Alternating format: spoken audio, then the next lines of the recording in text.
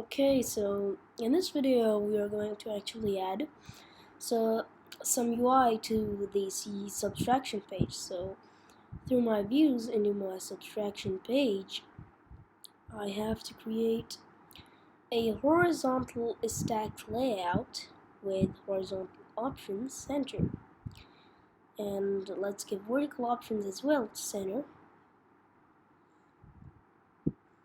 and then finally add a label text. So that's empty. Then we add one more. This one has a minus. Then we add another label text. This one's empty as well. Then we create another label text, and this one has an equals to. Okay, that's really what it is. Now we need to create another vertical stack layout. Do not give it any options. Just give it an entry. Give it a placeholder.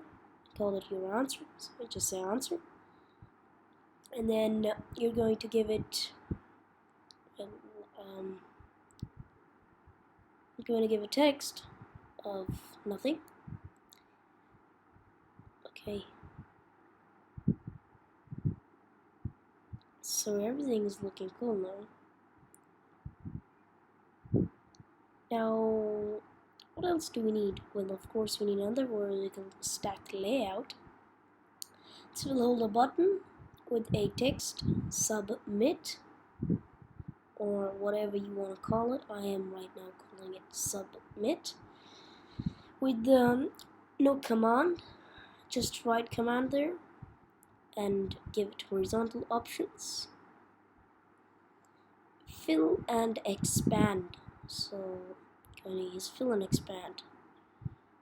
Now I know my UI will look a little bit shabby, but in the polishing video where we'll fix all our UI that looks ugly and bad, see at the end result of what we have.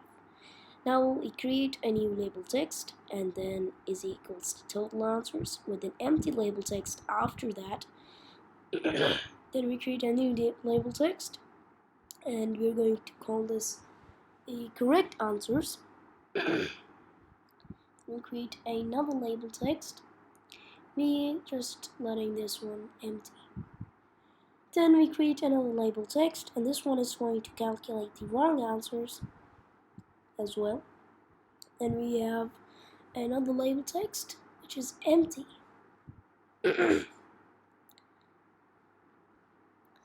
Okay, so what else is left? Well, another label text, and then we create another label text, then we create another label text. Now, in the first label text, we're going to tell him that he must score, well, you must score 16, yeah, not 15, 16 or more to pass the test. Now, to pass the test is going to be in the second label text, and then just put a full stop. Here we're going to tell him total questions are 20. Alright, so that is really it, I think, for our UI now. So now I'm going to hit play and have a look at how this looks. So let's have a look.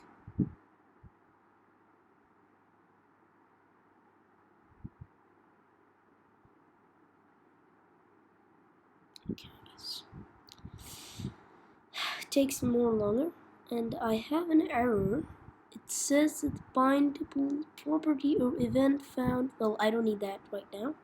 You can easily remove the command because he's going to be upset with you. Okay, let's hit play now again.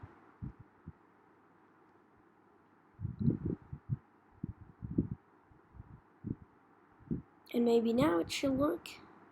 Perfect. It didn't go with errors. There were no output errors in the error list. Let's have a look inside the app now. What's taking so long? Alright, start. I'm going to go to the tests to just get the learning tests. Now I'm gonna go in yes, and it's supposed to say yes. Yes. Now we're going to go to the subtraction because we want the UI setup, and there you are. Everything looks perfect. Well, the UI looks a little bit shabby. We'll fix that in a minute. I'll fix that in the polish video. You can see that as well. Okay, so the UI is done for now.